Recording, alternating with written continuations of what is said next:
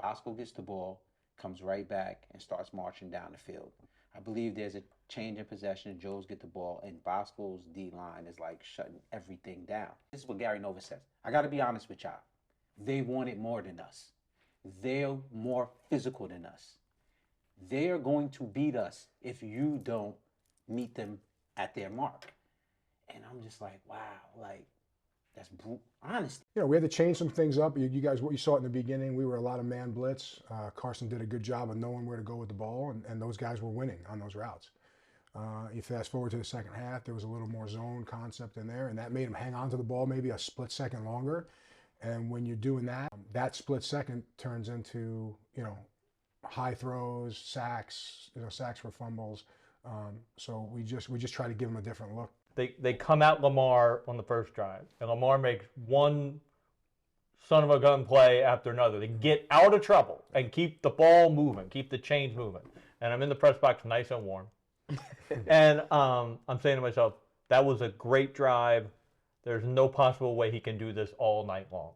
There's just no possible way he can do this all night. You need to know that's bulletin board material in every locker room. And if you feel any way, please charge it to my brain and not my heart. Of course, everyone wants that Notre Dame job. Everyone wants to be on NBC in prime time every week of guaranteed games. When you make decisions going into your high school or transferring from your high school, those are big decisions that will affect the rest of your life.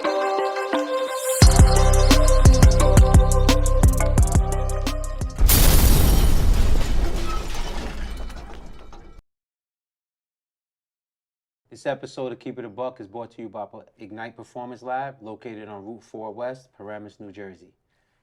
It's been a long time. Justin called us back to the table. You know, we were going to put the show on pause until next year, but it was such an unbelievable season. A lot of movement in the polls. We're fortunate enough in regards to the polls. We have, Darren Cooper from the Bergen Record. We have Justin from Zone 6, Keep It a Buck poll. We have our new state champion, Augie Hoffmann, and just his second year back. And this season was exactly what I predicted it would be at the beginning of the year when I said there will be no undefeated teams in the state. I said everyone would go out of state and win their games and come back home to a blood sport. I had a lot of people say, oh, you're a Joe's guy. That's why you're saying Joe's is going to get a win against a Bergen or a Bosco this year or that. Well, I was a Joe's guy when I was picking against Joe's all of those years and had to walk up there on their sideline. And guys are like, yo, why is he here? He's talking bad about us. We can't tackle. We can't do this. I was a Joe's guy then too, right? My credibility means more than being a Joe's guy. I called it like I saw it. And once again, I was right. Once again. But let me stop joking. All right. So, off the air, we was kicking it around with the guys. I got at Darren Cooper a little about the polls and the rankings and different things like that. Justin's been taking his heat about, the rankings and where DePaul is in relevance to Glassboro. Everything's just been smooth for Augie. He took all his heat during the season, right? After I lost to St. Peter's, after I lost to Bosco, I told him, like, some people's questioning your job, So it's good to have everybody at the table to address some of these things. I know Darren got some things on his chest he'd like to take to the old ball coach. But I'm going to toss it to you, Justin, because I know those polls didn't give you hell. So talk to us, man. Hey, the polls, they are what they are. I mean, I think when we go through this, we're going to, let everybody know why exactly we put everyone where they're at, right? And, I think it's important to reward teams that go undefeated. I think it's also to look at the games that are relevant leading into the playoffs. We're not going to knock teams too much from the beginning of the year. It's about, what's recent. But, Joe's, they were probably at that 2-3 spot. You guys were the third seed. We were 3 going into the playoffs. And, you guys actually opened up with a shutout versus a very dangerous Del Barton team. Like you said, Del Barton could be a team that, if they bring their best game, they could catch you by surprise. So you guys, I believe, only gave up 40 yards, that game. Yeah. Did you really have confidence in your team after seeing that performance, that kind of performance going into the semifinal? Yeah, I mean, I think, I was telling you guys before, like, Del Barton's not the team you want to see in the first round of the playoffs, at any stage. And, I think there's something to a team peaking at the right time. And I think we did that. I think that was a great start to the playoff season. But you could just see kind of every week coming out of the DePaul game and getting into the Del Barton game, we were just kind of hitting the stride at the right time. So it ended up working out nicely. Yeah, absolutely. So then you move on to a semifinal game back at Cavens Point, right? Also, one of those things, Caven Point on a Friday night at 6 p.m., all right? One of the things I've noticed, the difference between the first time at Caven Point when you guys played St. Peter's was, the Green Knights showed up as far as the fan base, and the fan base was very even, on that Friday night. And that game was a game that you guys jumped out on, St. Peter's prep for sure. I believe it was 13, I think, 13-0 to start the game. And then they went on a run, I think it's 14-13 to end the half, right? And in that second half, what were some of the adjustments that, you guys made, in order to try to, grow your lead? Yeah, Nate Bailey was the adjustment. We came in, and he's got such a good way about him. And halftime he comes in, and he grabs me and he says, "Hey, look, the 2 times we punted, I didn't touch the ball." And I said, "Yeah, you're absolutely right. Because if you look at those 2 drives, we didn't get him the ball. And the formula was get him the ball in the second half, and that's exactly what we did. And then you see it close out the game. I think we had the ball for 9 minutes in the fourth quarter, and finished with a touchdown by him. So he had 4. Yeah, he had 4 that night. So he's just, it looks like a great adjustment. Obviously, defensively, we did a good job, but you got to get your best players the ball in that situation, and that's what we did. And we found ways to get them the ball, and I think the biggest theme, as you said, peaking at the right time. There were certain themes to you guys' season, whether it was St. Peter's. I mean, we talked about Del Barton being held to 40 yards. Whether it was after St. Peter's, you guys seeing Bosco win the state championship. St. Peter's, you guys come out the half, and you virtually cut the lights out, shut out for 18 minutes of that game, right? And then the same thing happened against Bosco. Bosco had the 14 points. You guys go in the half. I don't know what Tony Carstage and Tariq Holman and Javon and those guys, shout out to y'all Miles, what they're doing in that locker room. But Nate Bailey's huge on the offensive side. But those games are all won on defense, in my opinion. What's happening there? Yeah, I think what's happening there is you got a group of guys, and Jimmy Cleary's in that mix too. Just an outstanding job by him in terms of the analytics of what they do and what points in the game. But I think really it was just, we had to change some things up. You guys, what you saw in the beginning, we were a lot of man blitz. Carson did a good job of knowing where to go with the ball, and those guys were winning on those routes. You fast forward to the second half, there was a little more zone concept in there, and that made them hang on to the ball maybe a split second longer. And when you're doing that, and then you got guys like we have on defense with Taj and Chaz and Brian Barry and Cam Aim, I can go down the list, Jay Gillette. That split second turns into, high throws, sacks, sacks for fumbles. So we just try to give them a different look in the second half. I'm going to kind of turn this. Having the media guy there. Yes. Going into the game. Yeah. Watching the game. The ups and downs, the highs and lows. It was a great football game. What's your thoughts? It was a great football game. Give me stage by stage. First quarter, second quarter, third quarter, fourth quarter. What do you think? 5 fingers the ball, they go right down the field. It looks like, yep, it's their night. And then they attack. They come at Lamar on the first drive. And Lamar makes one son of a gun play after another. They get out of trouble and keep the ball moving, keep the chains moving. And I'm in the press box nice and warm. And I'm saying to myself, that was a great drive. There's no possible way he can do this all night long. There's no possible way he can do this all night. So we get to halftime, and I talked to Sabella about this. I called him the night after the game. Bosco gets the ball on your side of the 50, on your side of the 50, and they have the lead, 14-10. And they run 2 plays, don't get anything. They throw a pass, they don't get anything. And I was like, uh-oh. You could feel like that was almost like their chance to maybe put their foot down and just force y'all to be more one-dimensional. Sure. But they didn't do it. And also, Joe's was good. You know what I mean? Like, Joe's wasn't going to let it happen. And then that drive was a really big drive, and we all told the backstory about why Makai's not in for why he's not in the kick. and then they get Let's the. talk about that. Give it to us. All right, so Bosco. I don't know how many linebackers we have in North Jersey elite football who run back kicks. Makai Allen. Makai Allen, the Bosco's superstar linebacker, got hurt, so they put in another young man to run back the kick. It was windy as heck. Lights. Lights, and the ball got lost, the ball got dropped, and Joe's took advantage of the opportunity. So then it's 24-21. These guys get the ball, and it is total, utter, what's your word? What's that? Starts with a C? Chaos. Chaos. It is total chaos. Chaos. Lamar makes another great play to get a first down and bleed some more time off the clock. And I'm still kind of sitting there, and I'm thinking we're going overtime. I'm really kind of thinking we're going overtime, especially when they get the ball at the 38-yard line. Yep. You know, they only need like one first down. DeVere's a good kicker. We already know he's a good kicker. He's a good athlete, great family, good athlete. And I'm thinking we're going overtime. And then it just didn't happen. It was like Bosco makes the mistake on the pre-snap, cost them 5 yards, and then they just don't have it in them to make another play. And the young man's name is it Colton? Because the safety, right? People will realize they try to go like a misdirection, drag route underneath. But this, he came in after injury and made a big play. So Jay goes out. Yep. Right? Which is crushing for us. If you say you had to go out, we talked about this. If you have to go out at time, end of the fourth quarter is the best place to go out. But Colton comes in. He had a big game for us against DePaul. Mm-hmm. Really good for his first start ever. Mm-hmm.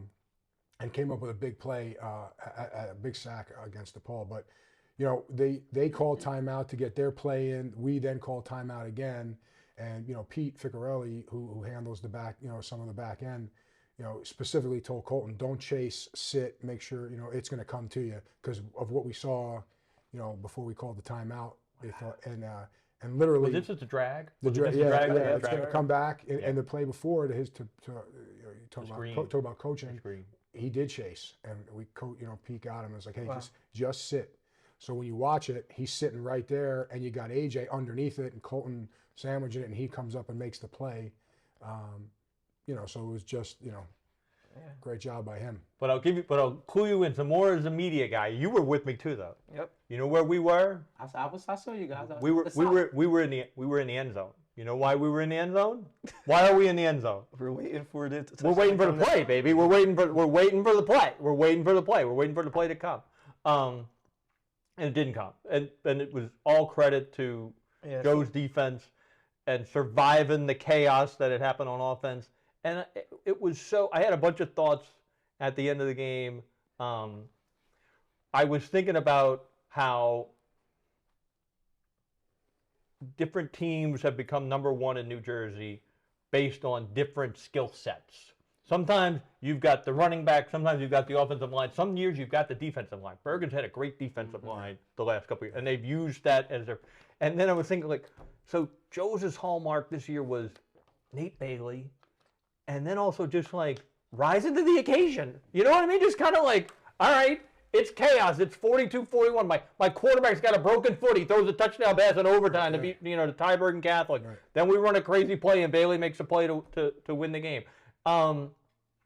Peters the same kind. Bailey makes the plays to win the game. Yeah. So that's another way. We all love football, but there's no one size fits all recipe to win a game every year or win or be a champion every year. And so it's just interesting that the formula for Joe's this year was a little different than we've seen in years past because we can't look at this guy's team and say, well, we had solid, steady, consistent quarterback play.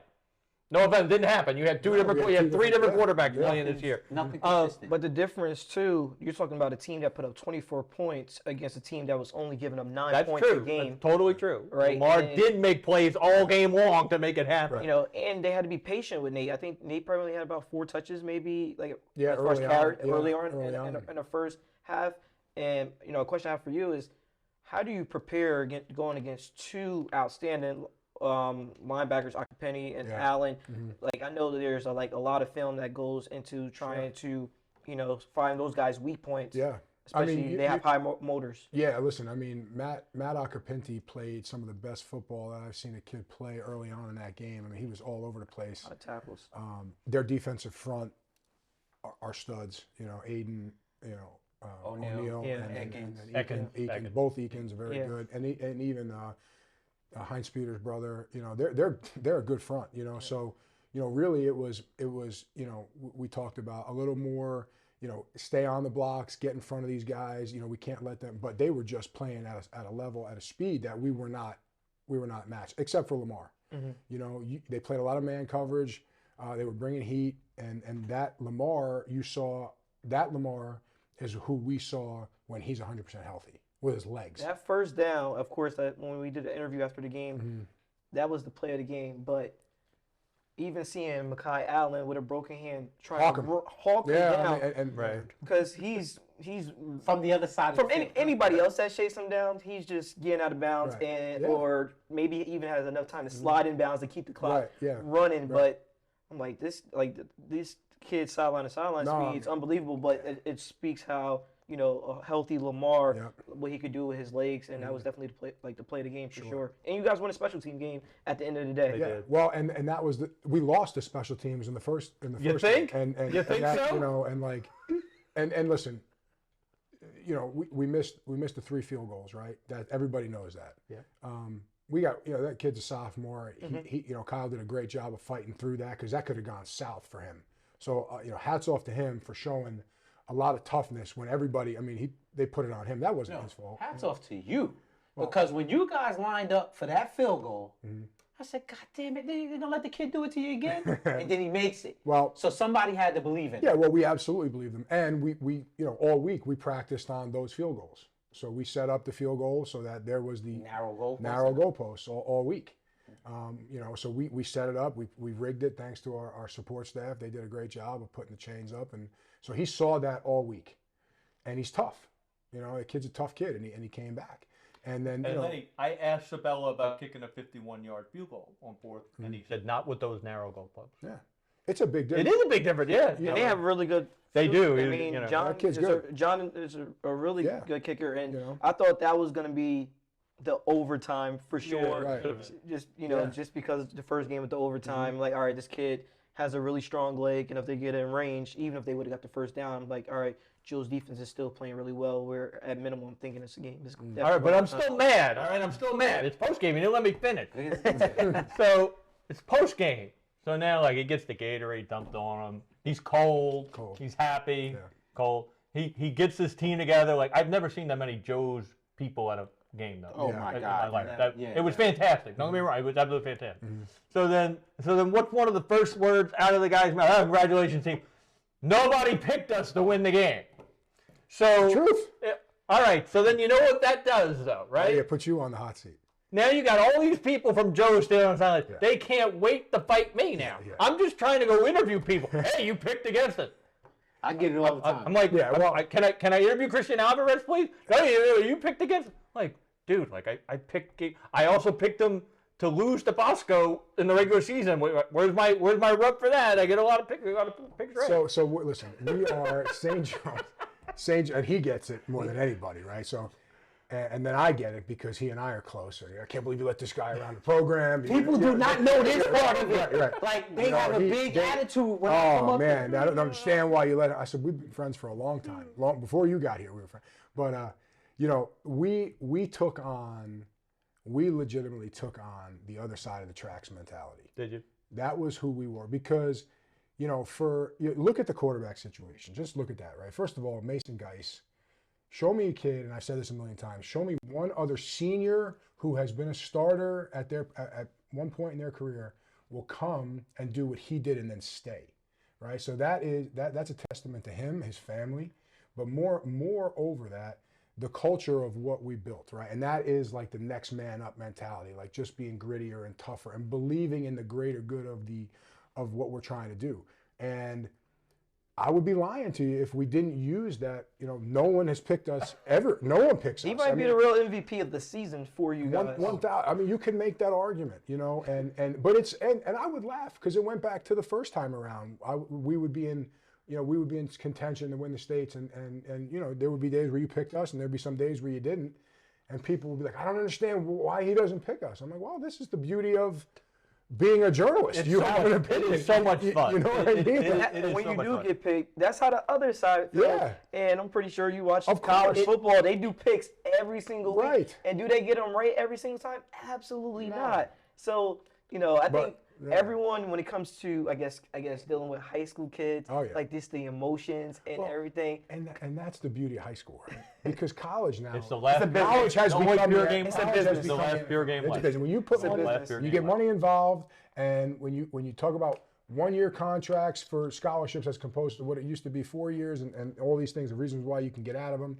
High school football is the last frontier amateur of fumble. amateur loving the game. So when you can build an animosity towards the journalists that don't pick us, and like it just adds to the it just adds wood to the fire. Speaking of not picking you guys, again, we had shut the show down. And I got questions for you too, based on what I'm about to say. I pop up on the sideline. I'm late getting in there, and this is when I knew this crowd was different. Going back to 2010, I've never seen a crowd like this. I waited out in the front on the line for 45 minutes to get in. After cutting the line, All the other games finished early. So like everybody knew the game was starting at 7 o'clock. And I know that sounds silly, but if one of the games had run late, then people were tailgating in the parking lot. They don't really know, we can go in at 7:15. But everybody knew. So I think there was a rush at 6:30. The game's starting at 7 because the Tech game is over, or the fan game is over.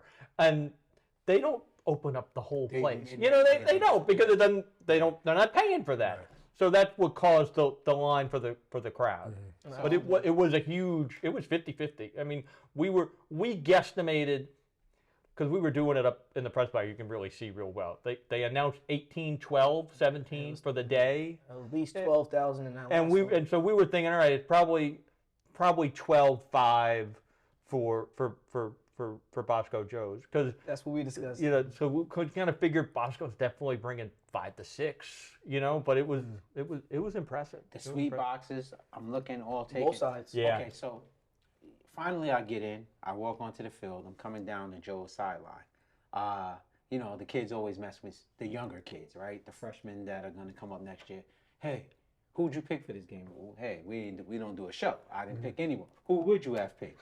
I said, I probably would have picked Bosco. Why are you here? But what people don't understand that I knew going back as early as Paramus Catholic that most other people didn't, and I stopped calling them because I didn't want to put the bad mojo on them. Every time I received a call from a Joe's parents, another kid was done presumably for the season. A starter, right? So you had, offensive guard, MCL, didn't expect him back, right? You had Lamar, which nobody really knows. Lamar's season was supposed to end after the Paramus Catholic game. It was over. If you look at his postseason interview, he almost got choked up, which I think was the best thing that happened to him, and I'll turn out. He said, my brothers didn't give up on me. They kept giving me the little glimpses that just give me hope. Because his season was finished. It was finished, right? So now your season is done. Mason steps in. And, it's looking like, you know what? That's God rewarding Mason for staying the course, because people don't do that anymore. Yeah. And so these are games where I'm looking and I'm like, well, preseason, I picked Joe's to go 10-2. I just didn't know if they'd win the state championship. I knew they'd beat Bergen and I knew they'd beat Bosco. I just didn't know when. I didn't know if they'd beat them the first time and lose in the playoffs, or lose this first time and win the play. But I picked that type of season. But a big part of that was based upon, I felt like they had an ace in the hole in Lamar Best that no one else had. And what I mean when I say no one else had, forget his legs. Shout out to Mike Quick and Jimmy Cavallo. You guys are the fathers to this whole thing. Like, I love watching your show. When they left, I lost a part of me with what they brought. So I want to give that respect. But what Jimmy and Mike doesn't know is Lamar Best has one of the best arms in the country. Not in this state. But what makes him special, that gave Joe's an edge that a lot of people didn't quantify, he hasn't thrown an interception in 2 years. He doesn't turn the ball over. Wow. So when you're telling me you have a defense led by the legend Tony Carthage, who's going to be attentive to detail, and he has some real Division I guys running around there, and then you're telling me you have Nate Bailey on the outside, with Styler Nolan on the outside, with Brady Schust coming in at tight end, who they're using now, 6'6", and then you're coming off in a rotation with David Foster. Oh, well, who are they going to have to run the ball? Oh, that's just one Keyshawn Bryant. Okay. Richie Rigoloso. Not to even mention Richie, right? And Richie has terrorized guys all the way through youth football. A lot of people forgot him, but he's terrorized all the way through youth football. But then there was another ace in the hole shot. They had a freshman that you asked me about in the beginning of the year that had a season-ending injury. So these are the things they're dealing with, right? So when you say Lamar Best, whom this is why I'm giving him this shot, and now his arm is shot to shit. He's going on straight adrenaline and will, right? And then you tell me now Mason is done for the season. How can I pick you guys against Bosco when I'm knowing Lamar can't throw the ball further than 15 yards? He doesn't have accuracy problems. The man's arm is gone. And miraculously, he's started getting better. I don't know what type of therapy. Yeah, well, it's hats off to him, right? Because that kid went to practice every day and then went right to treatment. So went right to treatment, got treatment in the morning before practice, went treatment after. And the injury that he had, you know, you can go, it's a coin flip. Do you get the surgery, do you not get the surgery? But you can rehab that injury to a point where it's 100% healthy, but not in season. Not when you're taking those type of, you know, you're throwing the ball. So what we had to do, you know, he wouldn't throw the ball on Friday. We would just, he would go, you know, he'd give you the point, right? That's where I'm going. That's where I'm going. Because we had to give him the day off in between. I don't know a lot of kids that could do what he did. And I don't know that Lamar as a junior could have done what he did as a senior. It's a hats off to him, but it's his teammates, like he said, that kind of, I'm not letting these guys down. You know, we built this relationship in 2 years. And I told him, I said, look, it's on you, brother. Like, Mason's gone. You know, it's you and Bryce and Nate. But you got to be the guy. And he took to it. And what his work ethic proved and his toughness showed was that he can get through those tough times. And there's going to be more, right? In college, there's always going to be more. But what he did in terms of his preparation to get healthy and carry the team through the end, you guys saw what he did, his run, the run against PC as a junior. I think he was touched 13 times or something like that by defenders. He comes out of it. You cannot account for him in the run game. You just can't. So, I mean, yeah, what I would love to say that if we're healthy the whole way, maybe we win the first year on his back. Hard to say, but, you know. It fascinates me to have seen how football has evolved to the point now where the skill. We were watching Ohio State last night. When I was down with Bergen last year, when Shaman Amadana and Jeremiah Smith beat the heck out of him 2 years ago, and Jeremiah Smith was so good. The processing speed of their quarterback blew me away. It was like a different level and then it occurred to me, like, this is the way, right? If you're going to succeed at even our upper level of high school football or college football or pro, you need to have a kid at quarterback now who can make all the throws, okay, and accurate. Nice to have a big arm, but if you can't, drop it in the bucket, it's no good. Make some plays with his legs because it's 3rd and 3 and the pocket breaks down. You got to get a first down. And then processing speed. Yeah. The ability to see pre-snap read and post-snap read. But that's changed, right? Maybe not. Has it changed? Because 15 years ago, Joe's is running the track. 100%. We don't really care about if the quarterback got processing speed. Yeah. I mean, we talked about that all year because, going into the season, like Lenny said, the running back was a big question, right? And it was like, we haven't had a kid like Audric and Louis Asus before that and Sherman. There was, you can go down the list of guys at running backs. I would say, I said, look, the X factor is going to be the quarterback. I'm glad you bring that because that's the subway, and I said I had a question for you guys. I met up with you behind the touchdown. You was on the Bosco side. I was on the Joe sideline. You said you were over there. What did you hear, see on the sidelines? Like, I want to bring the fans into what that was like on that sideline. Did you hear? Because I had the privilege of hearing some great exchanges between players and coaches on the Joe sideline. Did you guys see anything to kind of let you know what we could expect from this game? Any?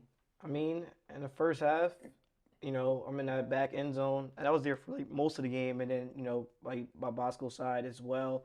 And I'm actually next to Carson's dad, and he's looking as if you guys want to give man blitz, they were confident in their receiver core, and we've always gave their receiver core a lot of credit that they can make some plays. This is going to be our night.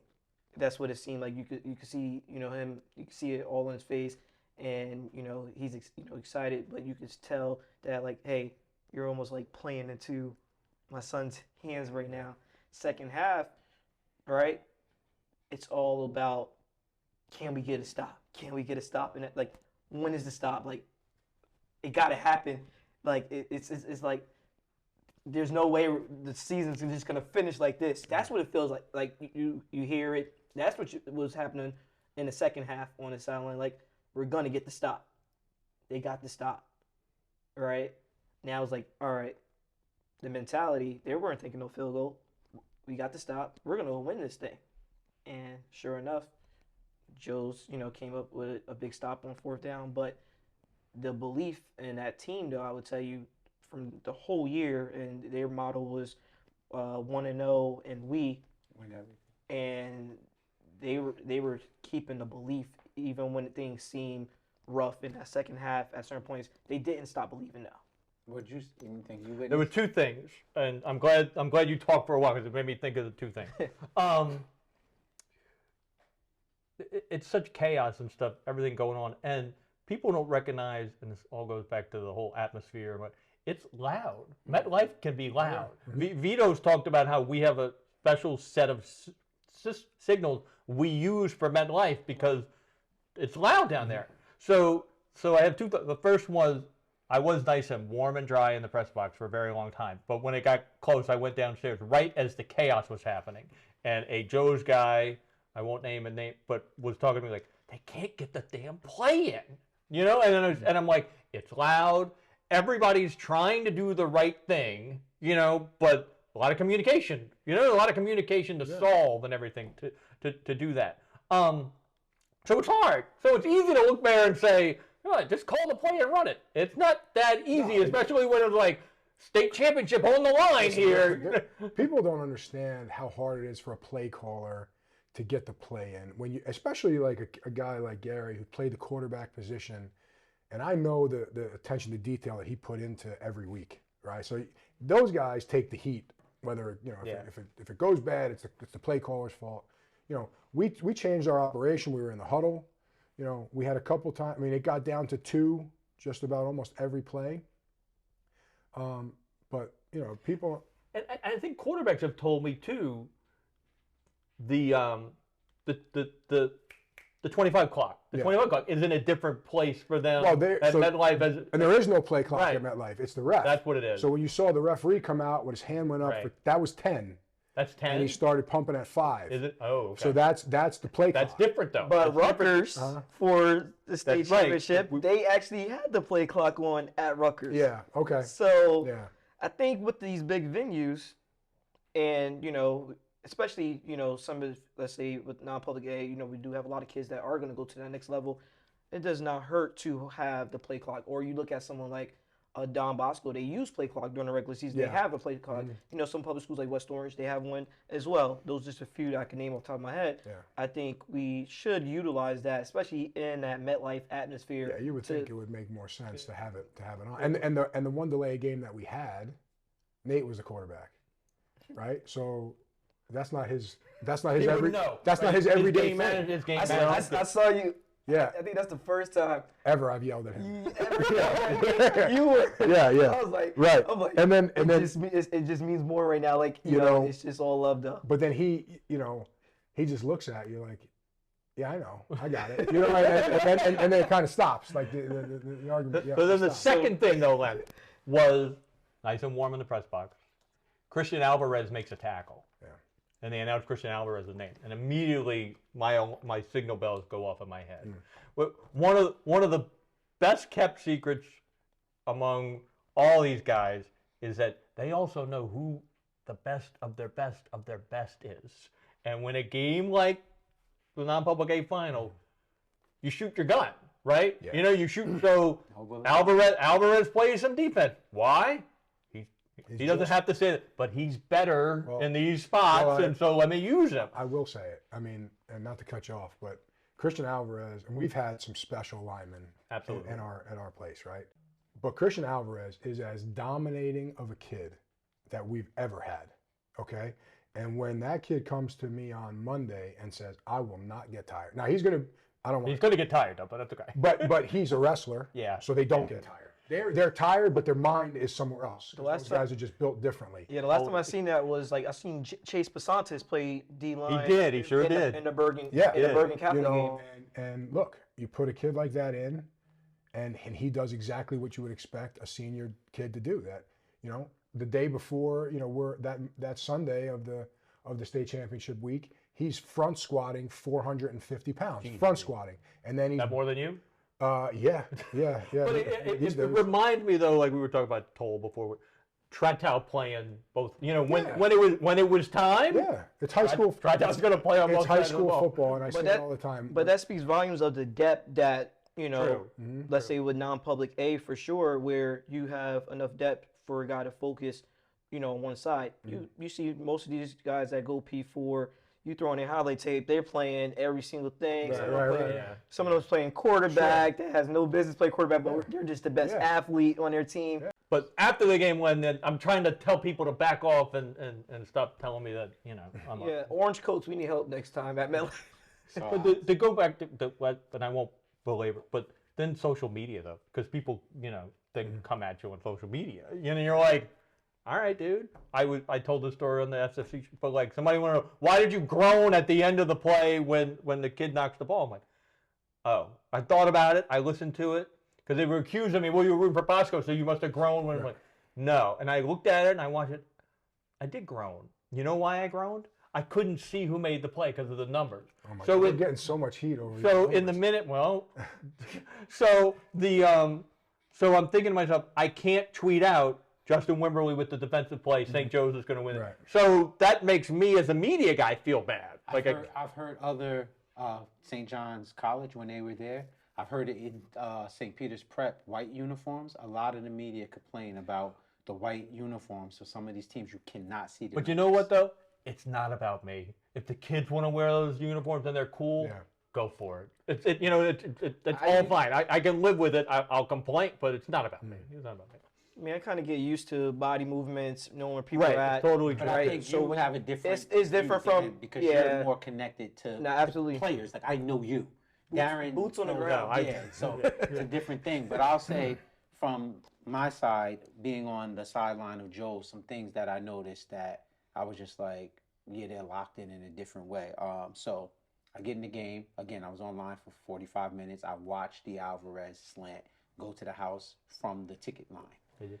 When I come in, Joe's is on their march. They're going down. I think you and I were standing together when Stalin scored. Yep. So I'm walking up to Joe's sideline. Nolden scores a touchdown. Bosco gets the ball, comes right back, and starts marching down the field. I believe there's a change in possession. Joe's get the ball, and Bosco's D-line is like shutting everything down. And I remember like Joe's O-line comes off 3 and out. And I hear Gary Nova. And there was a moment, I'm just like, I got to see how the kids respond to this. He says, I got to be honest. This is what Gary Nova says. I got to be honest with y'all. They want it more than us. They're more physical than us. They are going to beat us if you don't meet them at their mark. And I'm just like, wow, like, that's brutal honesty. Because they're getting their asses kicked up front. And to hear your OC flat out tell you, like, I'm not even going to play with you. This is what's happening. You know, it's not what we're not doing. It's the intensity we're playing with. And then I watched that started to rise and to meet that. So that was one of the things I saw. Another thing I saw on the Joe sideline, you know, knowing those kids, I know Lamar Best personally. I know Nate Bailey personally. I know how tight they are. I saw them argue. And I never saw that. And I'm like, is this Joe's imploding? But their argument wasn't about them imploding. It was about accountability and how bad they wanted that game. And they were like, those are the only two kids that can check each other, right? At that level. I respect you enough. Everybody respects Nate. To hold you accountable. But I can hold you accountable. Yeah. You know, because I'm going to perform at that level that you can perform, and vice versa. And when I saw that, because I tuned in what kind of argument happened, and I'm like, holy shit, like, And they're checking each other. And people don't see that from the crowd standpoint. And, you know, you talk about what we hear on the sideline, because the only time I do go in at MetLife is at halftime, right? If you hear what you hear as far as with the team, sometimes it's good to just get out of a half, because then some people will think like, oh, why we're not being aggressive enough and we're not chasing points or whatever. Like, you know, I think you guys probably got to like the 50 or 45 just about on our side area. And, you know, I have my own thoughts too. I'm like, hey, maybe they take a shot, you know, throw it. Maybe David just give him one shot before the half and go up and get it. But when you know your team better than everyone else, sometimes it's good just to get out of the half, because that's one thing you guys did this year, and a lot of other teams did as well, especially, you know, when you guys played Boston the first time, you guys shut each other out in the second half. Sometimes you just need to go back to the drawing board. It happened in the Bergen Bosco playoff game. Yeah. When Bosco, Ramos has the pick and it's 10, and he almost like Bosco just wanted to get to halftime. You know what I mean? Like, I've taken some heat over that, the management of the first half at the end. And, you know, one thing that, you know, I mean, listen, I learned a lot of stuff during my time at Rutgers, but the 2-minute situation at the end of the first half is something that we focused on a lot. And, you know, to me, it's, and this is not my thing, but I've adopted it, is, you know, it's the ball or points, right? Leave the first half with the ball in your hands or scoring. And I did not feel like we were going to be, you know, we were still on our side of the 50 to drive it down the field, to push it. Something bad might happen. You never know. Who knows? Keep the ball. They don't get the ball back. Let's get into the half and then restart it. Now we're on the other side and we're deep in there. It's a different story, but that's not where we were. So that's our process. And you win by 3 points. Right. So not chasing points helps for sure. All right, so let's talk about that, because I'm a video game guy, right? And that's how most of the fans are, right? Most of the fans are sitting there and it's like we're playing, you know, John Madden. You go for that on 4th and 5, right? Yeah. Like, that's how it is. The pump block happens. You guys get the ball with great field position, and you end up settling for 3 out of that. For the video game guy like myself, that's the time where you like, oh, I don't think this is going to turn out good for them. Like, they can't even score from within their own 10-5 line. What you're thinking at that moment when you don't get 7 out of that type of situation? Yeah, I mean, it's frustrating, right? We have the false start down there by the goal line. Then we get pushed back. Then we get stopped 3 times in a row. I mean, we get stopped convincingly, right? You know, and this is where you'd like an Audric Estime, because at 215 pounds, he's going to drag 5 guys into the end zone. Nate's a great player, but Nate's 175 pounds. You know, so the thought process there is believe in what we do. I believe in Kyle. He did a great job all week. Get the points. Right? It's going to come back to us at some point. Like, we are playing, like, the momentum, that punt block was exactly the way we drew it up all week. Jay did exactly what we said. If he's a step further to the right, he doesn't make it, but he lays out and he does a great job. And then he's the first guy up to go get the ball. I mean, you talk about hungry, like, he's the first guy up to go try and scoop and score. And that increases regardless of what the outcome is of points. You know, and you talked about at the beginning about having a great analytics person, right? I believe it's around 70% chance to win the entire game if you just block, and then I think it's about 80% if you get a scoop and score. Right. So you know, so sometimes you got to pay attention to the numbers. And you know, the reality is, it was never going to be a 45-32, you know, 45-35. So you didn't need to chase points. You No, I didn't think 40. we needed to chase points. I think we needed to get points on the board and feel good at least that we got some points, and then play great defense and get the ball back. I want to go back to something you said earlier about how good Bosco's defensive line was and how fast the linebackers are. From an offensive attack standpoint, is it better than when you see these guys who were both powerful and line up and go straight at them, or try to fool them some, or a combination of both? And almost, does it go series by series? Hey, let's run some misdirection this series. Hey, let's line up and hit them off the ball this series. Yeah, I mean, or is it game study? You know, I think the reality is that when you have a team like Don Bosco, who brought the type of pressure that they brought and the type of movement that they brought, you have to hope that you're going to crease them in the middle of that stunt. Really? Okay. You know what I mean? You got to cut it off before it gets to where it wants to go. You can't let that defensive end get to the A gap. If you cut him off at the B gap, now you got something right down the chute. And that's kind of what happened on Nate's run. You know, we ran some motion. We brought Brady all the way back, and he had to beat one guy as opposed to having to beat 3 or 4. All right. You know, that's why you sit there and you say, all right, we got to be able to punch it right down the chute, because the longer you string those runs out, the easier it is for those guys with their speed to get to the ball, right? So it is better to run at speed. That is still sort of the philosophy. I think so. I mean, I think that's the way it is. And like I said, when you have that type of pressure and the stunting that you have, you got to be able to split it. Okay. And we did not do a great job of that, you know, and that's a hard thing to do. Those guys were playing great football, so you know, hats off to them. The defensive game plan was pretty good. Yeah, Ike did an amazing job as you know, as your DC all year for sure. So speaking of Ike Garrow, being around to watch him when he was in high school, I loved the way his defense played because they embodied his personality. Like I remember when he was a linebacker at Bosco, at this point Presley was like a sophomore in high school at Joe's, and I remember Ike Garrow was so disruptive. Like he'd go to basketball games at other schools, and the crowd, the cheerist sections of the other school would start getting on. That's how disruptive he was as a football player, that he couldn't go to other games. So I'm watching Ochapinti, Akapinti. I'm watching Makai Allen, you know, Hinspeeder, all those guys, and I'm like, Demena. they're lying around like him. Yeah. His defense is as aggressive as he was. Like they blitzed a lot this year. And I'm watching, and I'm like, he's calling the game the way he played the game. Well, anyway, let me ask you, you know, with your background and watching these kids grow up and how good athletes are, do you find, and this is what, do you put the athletes on defense? Do you almost look now and say, just put the athletes on defense? Give me. It's funny, right? Because Coach Carr, having TK in the office, right? You'll hear him. All the great guys are on. He's screaming at me. All the best players. I said, wait a minute. You got Tennessee over there. You got Taj Gray. You got Jay Gallant. You got, you know, Chaz Gray, Cam.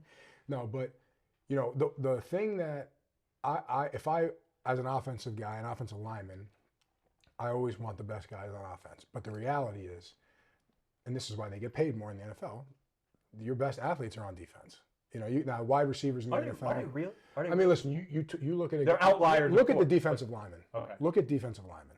People don't understand what that really looks like when you have 330 pounds running 4.6. Are you still mad at defensive linemen? No, I am more now in awe of what they're able to do. Oh, Aaron Donald was like a freak of all freaks. I mean, listen, the first time I ever saw Julius Peppers up close, I was like, that all men are not created equal. You know, that guy is 6'6", he's 275 pounds. And he runs like the wind. And he runs like a deer. You know, so yeah, some people are just made to play defense. You look at a kid like, let's say, like an Aiden O'Neal, right? Or you look at Akapeni, you're like, they're not gonna. No, they would not do well on offense at all. Take it back to 2013 for St. Joe's, right? In 2012, Kevin Wilkins played offensive line for us. Absolutely. Okay, and he was a great offensive line. And I contend to this day, and Kevin and I still argue about it. He would be 10 years in the NFL if he decided to play offensive line. He played college ball for 7 years. But he you know, in 13, Coach Carthage said he's playing defense. That is it. Find somebody else. And we ended up having to find somebody else, and those guys did a great job. But you could not block Kevin. When he was playing defensive line, he could not be blocked. He was just better. He's more physical. He's more athletic. Obviously goes to Rutgers, has a great career, and then played in the NFL on the defensive line. I think he should have played offense too. I 100%. Kevin should play center guard, and I played with Kevin when he was at basketball before going to Joe's, and he was absolutely. He was absolutely an offensive guy. I'm like, and he was one of the younger guys that, you know, was going into sophomore year starting. I'm like, hey, this kid's gonna be a pro, and he's gonna have a long career, because he's so athletic. Yeah, but that's the thing. You put those guys on the defensive side of the ball, and you have tough guys up front on offense that can move the pile and do those things. You're going to be successful, because when you cannot score, you cannot win. So that's a good segue for me. Talking about your injuries. And, you know, I remember talking to Justin, and Justin's like, yo, Joe's is looking good. And I'm like, Justin, nobody knows all the injuries they have. I don't think they're going to go that far. So he's like, what now? It's Lamar. I said, you just lost 2 O-linemen, right? You lost a backup. you still Huber, and then a kid that rotated in. So you end up going to your D line and taking Anthony Gerald. AJ, yeah. Anthony Gerald, who hadn't played with the offense at all this year, right?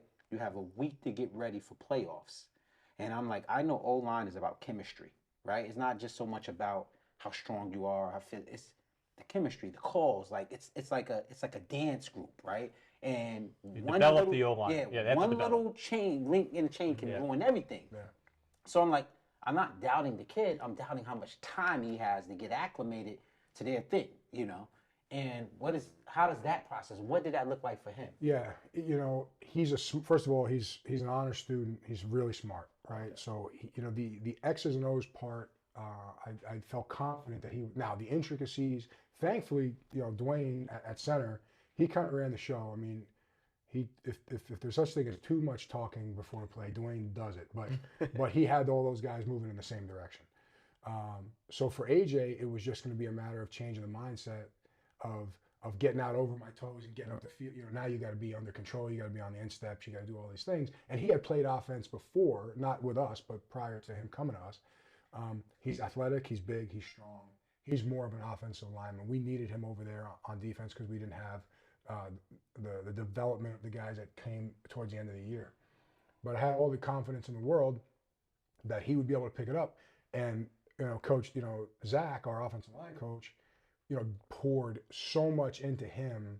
We had to kind of change practice because we needed more group time, more individual time for him to learn. You can go out there and run plays, but he's got to walk through the plays. He's got to see the plays in group at a 50% speed so that he understands what it looks like when the bullets start flying. And he did a phenomenal job stepping in to that role and being successful for us.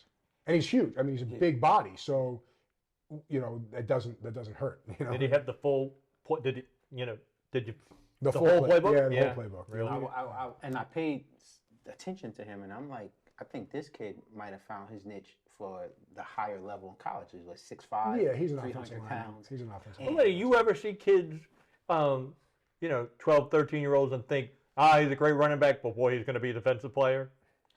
Some guys, yes. Yeah. But most of the time, it's the opposite. Is it really? Yeah. Is it really? So like, a lot of people don't know, Audric probably was just as good or better linebacker than he was a running back. But I just knew his mentality and the things he could do. No one was going to be able to stop him from doing what he wanted to do on offensive end. Reminds me of Elijah Shoemate. Defensive side, but then second half of our national championship run, where he's just good. He had a track stride, and very successful on the offensive side. But you look at his measurables, you're like, defense. Yeah. But he contribute and gave us a lot of value on the opposite side of the ball, even though he was playing both ways. None of you tells me to this day Jabril should have played offense in the NFL. Yasin Willis. Yeah. Yasin Willis, like linebacker. Yeah, I seen him in Little League linebacker train. I'm like, Yeah, and You ever play defense? You play defense? No, I played a couple. I mean, probably maybe a handful of snaps in Is it high true? school. Yeah, coach. I was not a good defensive player.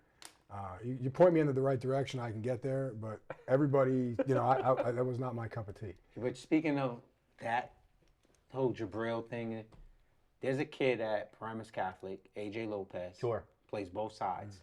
And, not a lot of kids do this in this league, so I'll give him the nod as the best two-way player in North Jersey.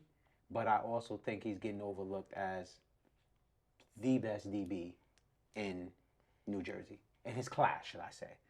He's about 6'1", and he has ball skills. So what I see with a lot of the DBs today, and I tell Augie this about his DBs, a lot of these guys are specialized so long that they play the position not to get beat, right? But when you're a kid like Jameer Joseph, what AJ Lopez is, those guys that played receiver before, they play DB to make plays. Meaning when They're that not ball, afraid of the ball? Yeah, when that ball is in the air, that's just as much theirs as it is yours. Like most of the guys the really good DBs we see now in North Jersey, they've played DB their whole life. They just want to keep you from catching the ball. Job well done. I got deflections. They're not targeting my guy, blah, blah, blah. But when you see guys like Jameer Joseph, like AJ Lopez, they actually try to make you look open when you're not open because they're attacking it with the mind state of a wide receiver. When that quarterback lets the ball go, I'm going to close the space, and that's my ball. And that's exactly in the game, Bergen. game last year. Twice. I mean, we're playing. He's playing the deep third, in the boundary. They throw the seam down the middle of Quincy, and here comes Jameer. You know, he's as good of a DB as I've ever seen in high school. You know, I think that's those guys that spent a lot of time on the other side of the ball. Like, they were running backs, they were wide receivers, now they're Jabril. Now he's a DB, and it's like, that's not your ball. That's my ball. Once you let that go, that's just as much mine. I see a lot of these kids, it's not my ball. I'm a DB. It's Augie's ball, but I got to smack it down. Are the faster guys on defense or offense? they try to put the Well, I mean, listen. You look at just pure speed, wide receivers at the next level in the NFL. I mean, I don't know that there's anybody faster than them. You get up on a Is it different types of speed? I think it's different. I think it's change of direction fast. Okay. There's straight line guys that. Because speed is different. Speed is different. You usually see those guys 4.4, but now, like, as far as on the offensive side, when it comes to receivers, like as far as being sub 4.4, being that average, those DBs, they go get money in the first round. They want 4.2, 4.3. Yeah. So you look at talking about Jabril coming out of high school running 10.3, 10.4 and 100 meter, which only every but so many years we get guys running that type of speed here in New Jersey, and then you go see him at the next level to have an impact on the offensive end. I just think, for him with his speed and ability, especially what we saw in the offensive end, whether it's in high school or Was it like closing speed then, J-Dub? Is it kind of like? And I'm curious. he has that closing speed because he absolutely has that ability to go run somebody down, and that's what they want to as far as on the defensive side. Like, all right, if we do get beat, can you go get somebody and hawk them down? I mean, you look at it, it's interesting, right? Because people talk about game speed, and when you hear game speed, you hear about that he's not fast, right? When you talk to somebody that's got game speed, you say, oh, he's not as fast. But I played with a guy in college named William Green. William Green was not a 4.4 running back. William Green was 6'2", he's 225 pounds. And you could not catch William, and he was a high 4.5 guy. Nate Bailey, you can't catch in a phone booth, right? So like, there's all different types, but you have guys that have elite speed. The wide receivers at the next level, like I said, those corners that are 4.3 guys. But what separates them is their ability to change direction. Do we still do 10-yard dash times? Yeah, I mean, they talk about the combine split. You're running against yourself, though, when it comes to a 40-yard dash. Yeah. Compared to, all right, if I go run the 40, but then I have a dog chasing me down the street and I'm running for my life, right? I'm a little faster right now. I mean, for sure. Like Mekhi Allen was really fast closing the gap on, Mekhi Allen's fast on time. He's he runs like an 11.2 at 230 pounds. He's running legit 4.5, right? The kid sideline to sideline. So when you talk about the different drills that you do, Mekhi's sideline to sideline speed is exceptional for the next level. The kid is fast. Talk about this is also a kid that runs back kicks as well and punt returns. Yeah. So I just want to ask some questions though, in regards to your team, right? Darren talked about the staple, right? Like Bergen staple was their D line. You knew that's what put them over the top and all that. For me, and he talked about kind of not being able to quite put a thumb on what y'all staple was. Talk about like what do you feel senior leadership meant to this team? Yeah, that was the senior leadership was the reason why we were able to win, right? Because, the biggest thing coming back was building the leadership within the group, right? Coach, it's great when you have strong coaching leadership, but when you have player-led teams, those are the best teams that I've ever been around in terms of coaching, playing wise, and that group of seniors just kind of took it over. Right, they were very tired of not being talked about in the same discussion as Bosco and Bergen. They were tired of all of the time that was been between the last championship. They're tired of hearing about the 18 teams and the special teams that have been there. And they trained all off season. They practiced all year with that in mind. And when somebody went off the track a little bit, those guys brought him right back, and there was no like, all right, man, you got it. No, it was like, okay, yeah, you're right. Because I've seen that too. I've seen guys try to lead, and other teammates been like, yeah, all right, I'm not listening to that. That never happened. So they legitimately architected this whole thing from start to finish, and were able to. They stayed together, and good things happen when you have a group like that. So now, losing a senior class, what does that reload look like, or what would be the identity, of St. Joe's Regional going into next year Can potentially? I add into his question, right? Because I think mine kind of comes in with yours. I was going to ask about some of the not no name, but the guys we didn't know, right? That were not seniors, that ended up making names for themselves, and just ask you to tell me, the development in them, what you saw and what you expect. Sure. So, Colton Romanoff. Yeah, I mean, Colton was a kid as a sophomore who didn't really play. Was a JV player for pretty much his whole sophomore year. And I think Colton was a kid that didn't have it figured out, being totally candid. And I'm very honest with these guys. He did not understand what it took to be a guy that was a week in and week out varsity player. And I don't know that he knew what that meant as a junior, but I know that he changed his approach as a junior, right? So I think, you don't know what it takes until you find out what it takes. You know what I mean? Until you figured out, like, okay, this is what I have to do, and now I'm playing. So all that stuff that got me here put me in a situation to be successful. So he's a guy that's kind of worked his way in and earned the respect and earned some of the credibility from the coaching staff to be in the game at critical moments. But you look like a kid a guy that's coming back for us, like Ryan Barry. So Ryan Barry played as a sophomore. And the reason why Ryan Barry played as a sophomore is because when I would bring the punt team out and I would say, I need guys out here that are going to block this punt, Ryan Barry's blocking a punt every week in practice. When I need guys to go out and run down on kickoff to watch, to give a look for the kick return team, Ryan Barry's making plays. So what guys don't understand is that's how you get on the radar. You just work harder than everybody else when you're not the guy who's penciled in on day one. And when you need a guy the day one guy is not in, all right, Ryan's up. And you have no hesitation of putting him in. And look at the year he had.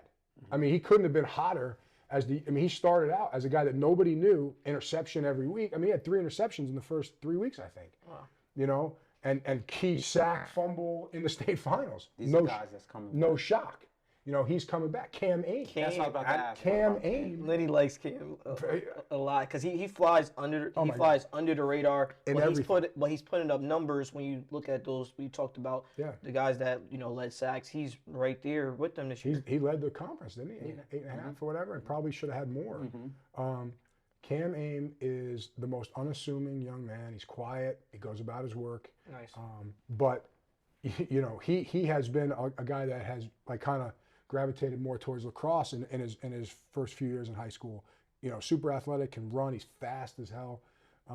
But then all of a sudden now, he's a guy that came in the season at 195 pounds because he did all the things in lacrosse, played summer lacrosse. He finished the season at almost 210. Okay, now because what's that mean? Because he has taken to the lifting. He has taken to what it means to get your body right. So now he's almost 10 pounds. Ending the season, which never happens, right? Now this year, he's going to be about 230. Now you're talking real problems, because he's fast, he's twitchy, he's got a streak to him, and he's not nice when he plays, and Good thing you could do both sports in college. No question, no question. For sure. But that helped him. Like lacrosse, his ability to move on the lacrosse field helped him in football. Nice. Who's Kashawn Bryant? He comes in, and first of all, he comes in with a smile on his face every day. The kid is just awesome to coach, right? And Kashawn is the type of kid that you want him on your team when you're playing in the street because he's going to make you look dumb. I mean, I'm serious. Like he's going to put the brakes on. You're going to go flying past him. He's going to hit 100 miles an hour. But what he was able to do was learn how to play the running back position. So you saw him making plays against St. John's, just fooling people. Instinct. The St. Peter's kick return. Yeah, it doesn't. I mean, it shouldn't happen. I didn't watch TV, because we hosted that game. a lot that goes into those games. Mm-hmm. I'm like, oh yeah, this play might be on Sports Center. Yeah. That type of play Yeah. that he made. And then can separate. Absolutely. You know? But as the year went on, he became a better running back, Wow. understanding what the play is asking. Understanding protection, just making himself better. And he's another one. Like, he had turf toe at the end of the year. Yeah. Didn't practice. He's now picking up. I know he received his first offer, I believe, going into championship. Absolutely. And he's going to get plenty more. But just another testament to the type of kid he is. Just a great. And he said, he goes, Coach, I'm whatever. Like, cut it off. I'm playing. Like, that's how he is. You had a lot of tough guys this year. I know you talk about the senior class, but in general, talk about a tough team that like Lenny always said, they were battling a bunch of injuries, but these are not guys that decide to lay down. Oh, it's cold this type of year or whatever. So many opportunities to fold it in. I remember you guys headed into St. Peter's game, and half the parents that I know and speak to, their kids was on IVs. Yeah. Right? Oh, the first St. Peter's game. Yeah. Yeah. I mean, no, we didn't even really talk about that during the year, but we had to shut the program down for the whole week. We only got a half a practice Thursday and then a walkthrough on Friday because we had a virus going around. And it wasn't like a cough, and we had 103 fever. Every day a starter went down. So we'd get one back, one would go down. We'd get one back, one would go down. Guys, guys were getting hooked up to IVs Thursday, Friday, and you could tell when the ball went up in the air that day. It was a hot day, which didn't help, and we just were moving really, really slow. And you know what? But nobody cares, right? And I told him, I'm like, you think St. Peter's cares that we're sick right now? Absolutely not. The state doesn't care. They're probably saying, oh yeah, same old Joes, right? Here they go. But the reality is that you got to finish, and we were able to do that. So I think those things is what actually got y'all to where y'all at. Having to come, if you remember, right? We did coming into playoffs. We said, Justin said, let's get some themes for these teams. So I called some guys from Bergen, like, give me one word to describe you guys, and they're like pissed off, like revenge, right? So that was where we went. When we went with you guys, it was resilient. Most people probably didn't know what that was about. Right. And it was like you said, your team was held together by like duct tape, like literally like you just tear the tape and the whole shit's gonna fall to pieces. You get what I'm saying? Yeah. So you had to be resilient, right? To take those losses and to stay together and to not question yourselves and to just say every time we think we're about to turn the corner, we get another, more bad news, right? Yeah. We're going into St. Peter's and everybody's sick. Okay. We'll get better, we'll be ready for Bosco. And then, you get into Bosco and you lose that game.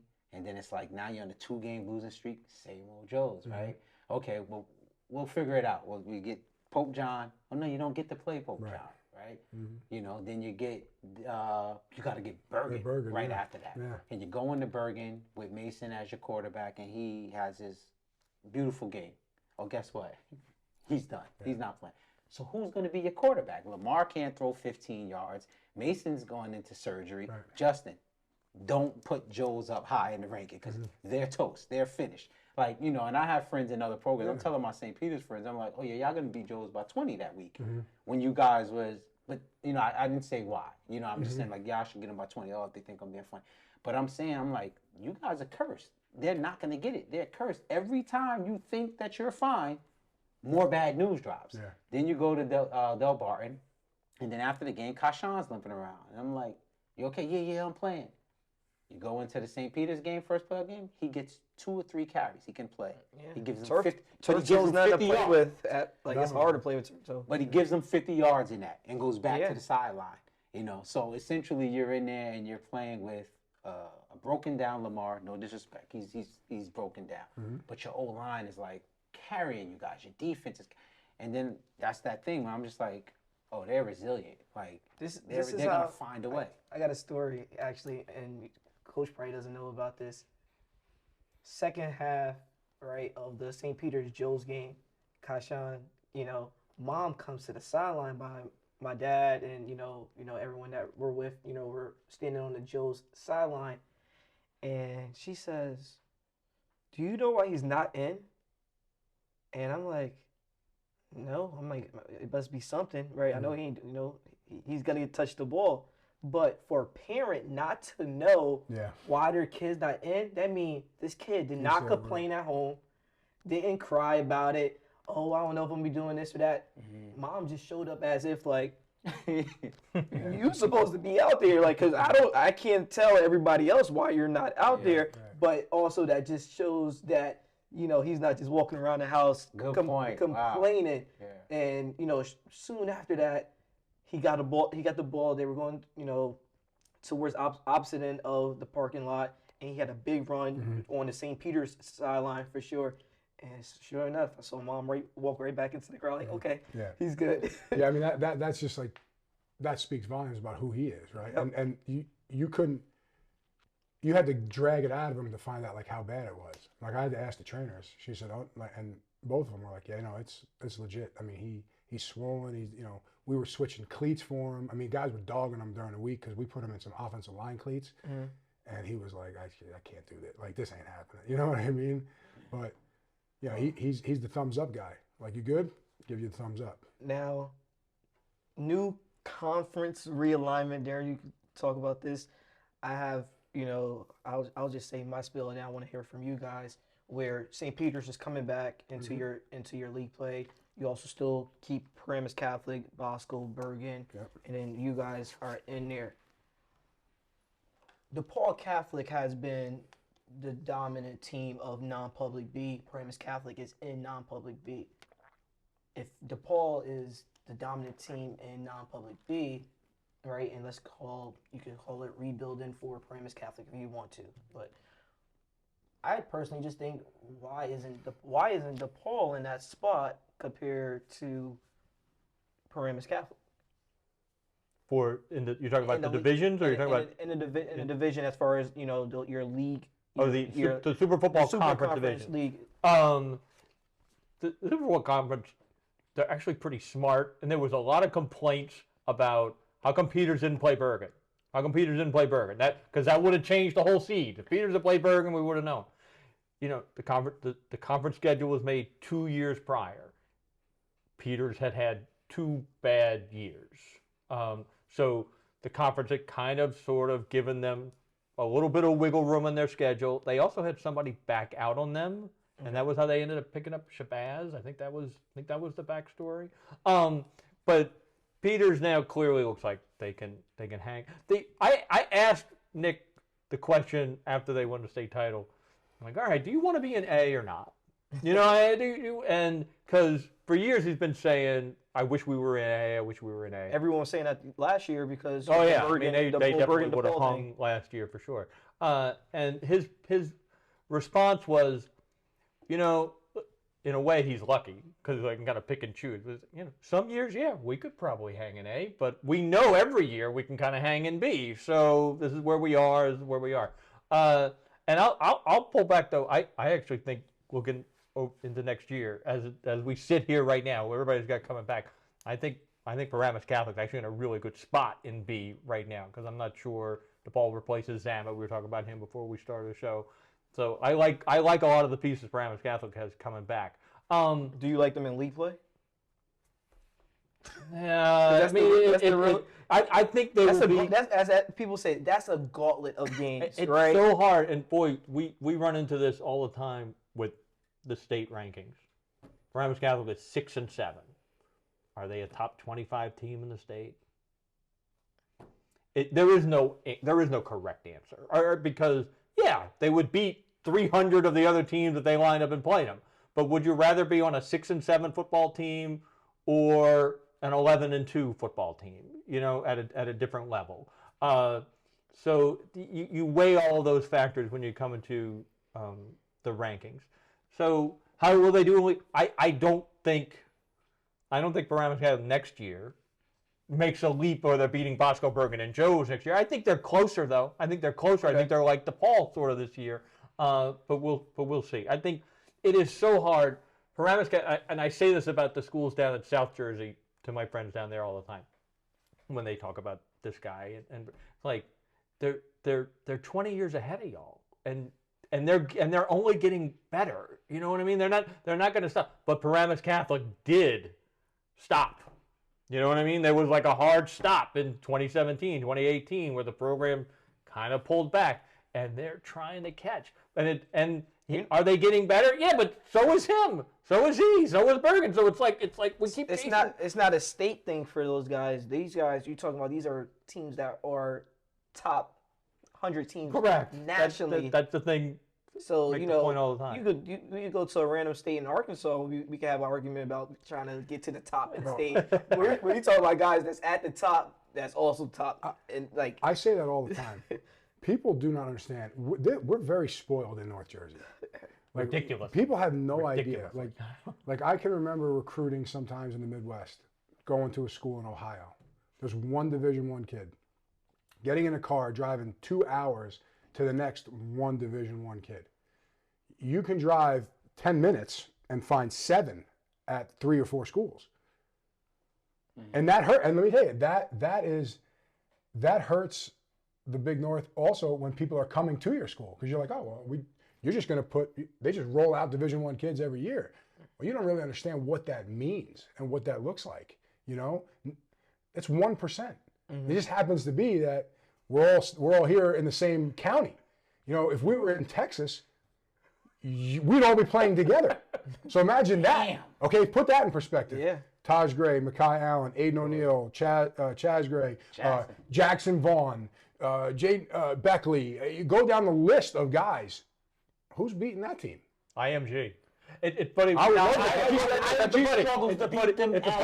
would love to play. An AD tell me a while back. Those games. An AD tell me a while back, like, you know, if they ever thought about it, there's room for an IMG in northern New Jersey. If you got one, you know, he's like, you couldn't have 5, 1,000%, but you could have 1, 1,000%. and it would be really fun. And I would love to do that. I would love to take our league and put together a team and go play whoever, wherever. We talked about that too. You know, if you were to open a school in North Jersey Catholic, you know what I mean? North Jersey Prep. But if we're being honest, we seen it. Like, because Greg Toll was like 15 years ahead of the rest of the pack, right?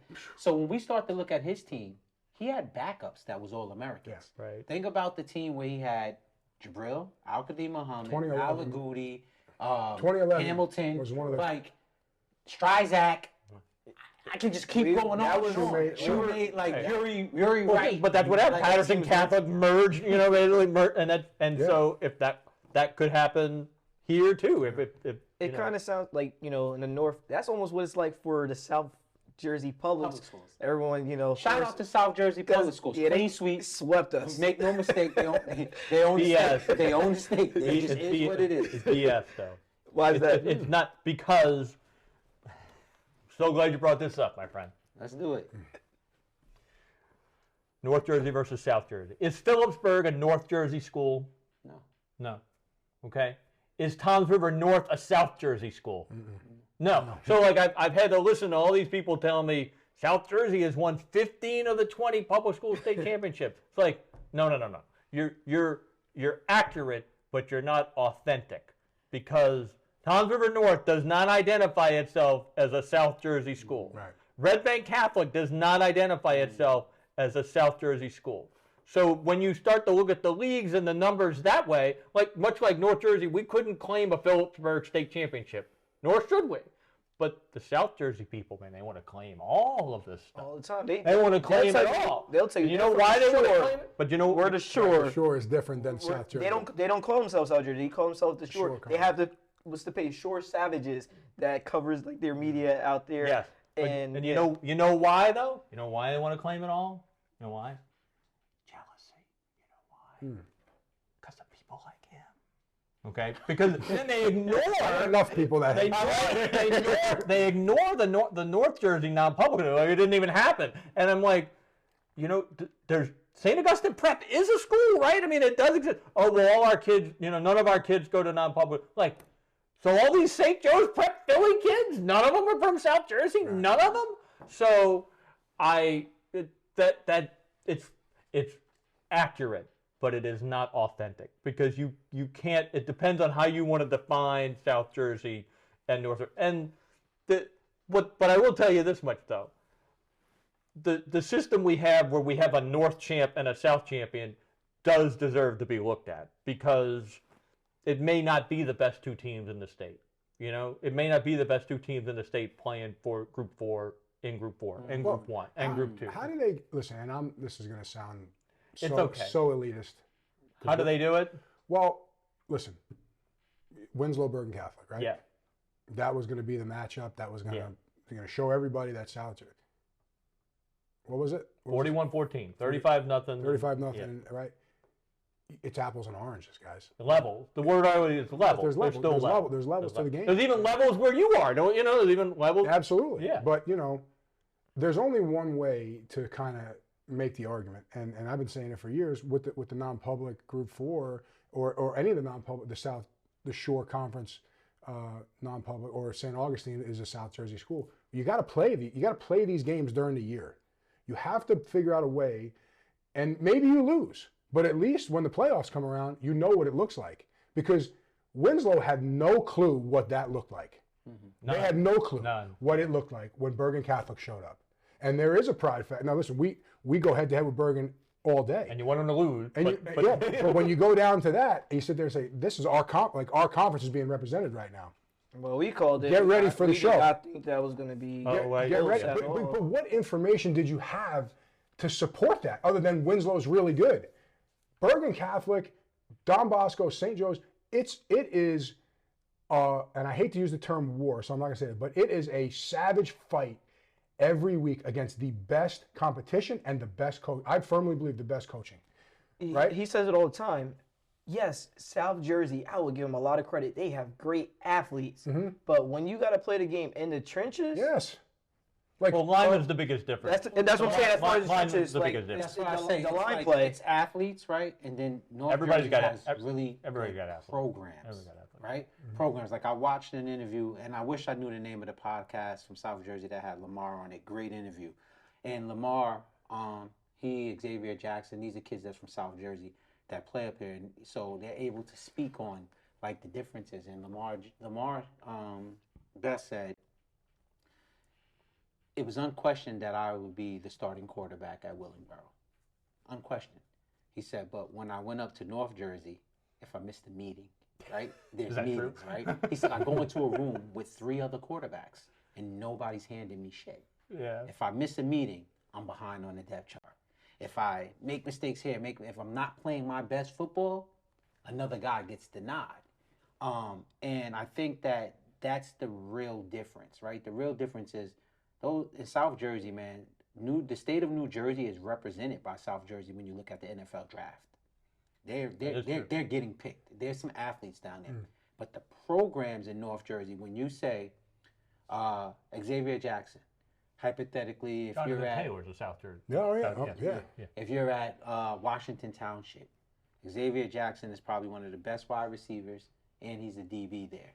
At Bergen Catholic, when he goes to camp, he spends 8 hours a day being a goddamn safety. That means he's going to make less mistakes as a safety than your safety that also plays wide receiver. You get what I'm saying? Yeah. So he's tuned and he's locked in. You're not going to show him something he hasn't seen. He's had so many reps. You get better from reps at just that position. That's the program.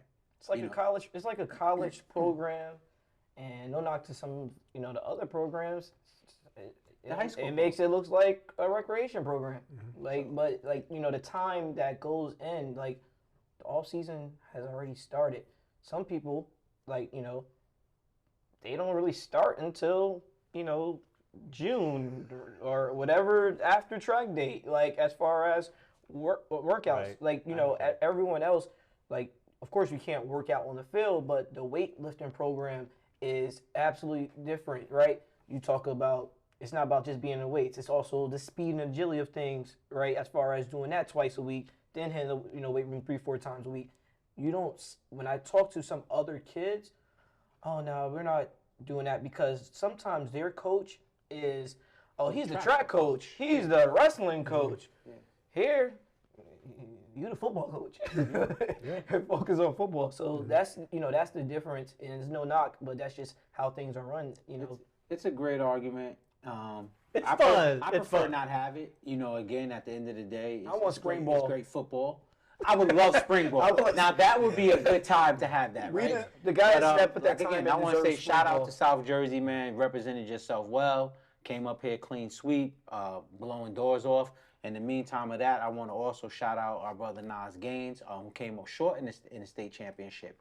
But I love it for him, and the reason why I love it for him is because there's a process, right? You just don't jump in and you don't win. I know that he picked up something from that game that Shabazz will be better from next year, and he's going to appreciate it. He's going to win a state championship. Well, I don't know when, but he's going to win one, and when he Absolutely. does, it's going to be because of the accumulation of the experiences he had. Right, making this year, West Orange beats a Group 5 in his season debut, right, on the road. Then schedule St. Peter's Prep and drop Hoboken, I believe. So, they could have easily walked into that Camden game undefeated, right? But then that game, the score or whatever, it could have been different. At least like his kids been battle tested compared to just walking through their regular schedule and then be like, whoa, we have not seen anything like this before. So I think that's I think that's what he saw at Camden. I thought they saw a reflection of themselves, right? Because as we discussed off the camera, the South Jersey schools are dominating the state championship, and it's because they're composed in the public situation, kind of how our private schools are composed, right? Yeah. But certain schools in North Jersey are composed just like the South Jersey school. I'm not going to say what they're composed of, right? But they have the same luxuries that the South Jersey schools have in regards to their personnel. So it was probably the first time that he saw a mirror image of himself, because like St. Peter's is a program in the North Jersey parochial school program. Their kids don't go both ways. They're spending X amount of hours perfecting just what they do, right? So that model, although Nas may have kids that's just as talented, the programs is just different, right? Because you don't have as many of them. But when you looked at Camden is the same exact thing. Like, they got kids that can go to the parochials and play, just like Nas has kids that can play at the parochial school level. They don't just have as many of them, right? And it was like the city pride thing, the pride of Camden, the pride of Newark. And Camden got this one. But I think that I know Nas. He takes losing, he doesn't take it well. And he's going to evaluate where it was lost, and it's going to make him better. Yeah, and I want to, congratulate you, Coach Hoffman, on, making your return. You came back in year 2. It seems like yesterday, us 3, we met, right, at a restaurant, and, as people know, my brother graduated from St. Joe's, so of course, we like to grow different relationships with multiple teams, here in North Jersey, and, to hear from you, like, hey, we're going to get back to the top of the hill, in 1 year, 2 years, whatever. But, you guys were going to get things back together as far as, championship standard, and congrats on the school's 20th, for sure. So I just, it's crazy how like that conversation was just like 2 years ago, and now we're sitting here where we're like, okay, we believe in St. Joe's and we appreciate the relationship too this season with, you guys allowing us to host over the last 2 years. So, it's good to see when people, are a man of their word, and you guys actually came through and won. No, I appreciate it. I mean, and the relationship that we've built with Zone 6 has been great. I mean, you guys have put on some great events, man. And, but having that conversation, I never felt like you looked at me like I was crazy, right? And maybe, but I had those conversations, especially with, incoming freshman parents when I first came back. That was the conversation. It was, yeah, Bergen's on top right now, absolutely, but I promise you we're going to get back. And they would look at me like it was like, yeah, okay, he's, he doesn't understand, or he doesn't know, or whatever. So I would be lying if there wasn't some vindication in that. Like, no, I know exactly what it looks like, because rewind all the way back to 2012. And I was not the head coach of that program at St. Joe's, but I was part of it. And Don Bosco, nobody was catching Don Bosco at that time. Nobody. Like they were just so much better than everybody. And St. Joe's was the first team to beat them in New Jersey in like 80-something games. That was Thanksgiving. Thanksgiving 2012, Yeah, Mark that. Fasadi, fake field goal touchdown. And, that group kind of that was like the resurgence of St. Joe's. Like that senior group with Jeff Farina and Sean Flaherty and Matt Buckman and these type of guys, Joel Campo, they kind of changed the dynamic. And I saw what it took. It obviously takes getting great players. There's no question about that. But I saw the effort and the work that Coach Carthage put in. And we were kind of, we ended the season number 1 that year. We ended the season number 1 in 13, and then the run that we went on after that. It's just a matter, like, what it takes. It's just a matter of, does everybody else, are they going to believe what you're saying, and are your players going to believe? And they were so hungry for that. And that's what we're talking about, the senior leadership. They were so hungry for the championship that there was nothing that was going to stop them from getting it. But I did see the looks. I mean, it was like, yeah, all right, those days are over. You can't catch those guys. And people forget, like, that last team, 2018, I think this is right before the following year we started Zone 6, and Mike, I think was a junior as a quarterback. Yeah. This is also a team, I think, finished number 8 in the country that season. So, when you have, a blueprint or you have a standard to get to, it doesn't, matter who's running the block at the time. It's like, hey, this is how we run things, and we're going to stick to our course and, get people to believe in the system and to buy in. Yeah. And within those 2 years, it seems like, people bought in as far as for the program. Yeah.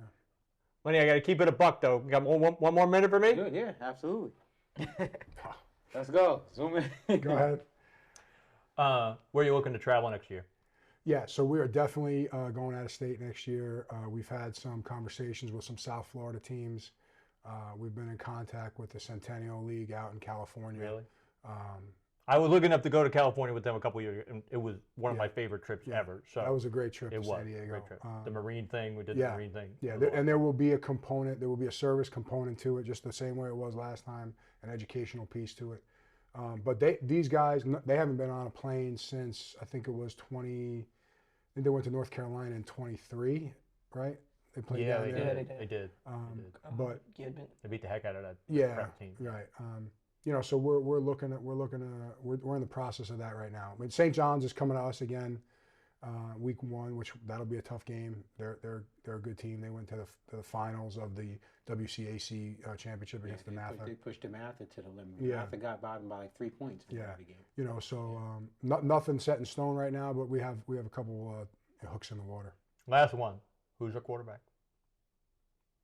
It's a good question. I think Bryce Longo is the junior coming back. He can do some things.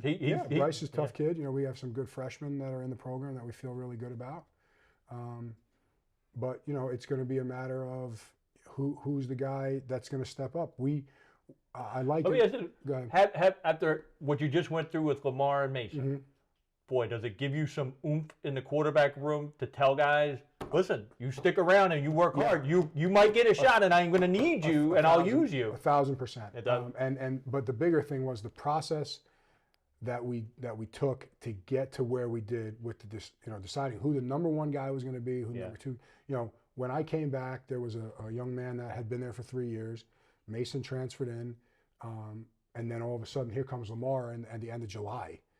And when we saw it and talked as a staff, I said, this has to be the most objective coaching that we've ever done, because we owe it to these guys to make sure that when we open up week 1 or week 0, that we know exactly why he's the starter. It can't be, well, we feel like real good about this kid, or we felt real. No.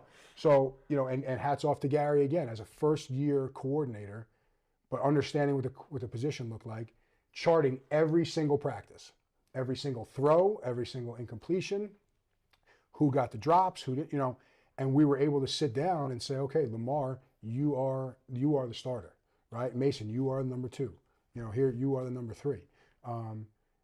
But we played Mason in every game, because I'm a firm believer, and this is something that I learned from my time at Boston College. Our offense coordinator was Dana Bible.